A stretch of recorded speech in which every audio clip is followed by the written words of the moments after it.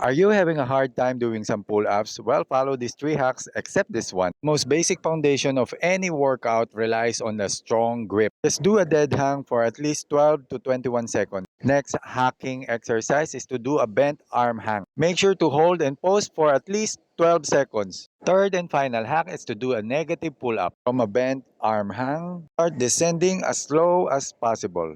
Try your best to repeat the process at least 3 times. You can also use a chair or any lever if you're doing this on a higher bar. Now you're getting the momentum, you can start doing some pull-ups. Push yourself to do at least 3 reps. If you still have the energy, you can do at least 3 sets. Perform each sets on a maximum of 21 seconds. The total duration of this pull-out program is only about 3 minutes. Just make sure do this program at least every other day. If you want more 1-minute workout video like this, make sure to follow and see you on my next one. Bye!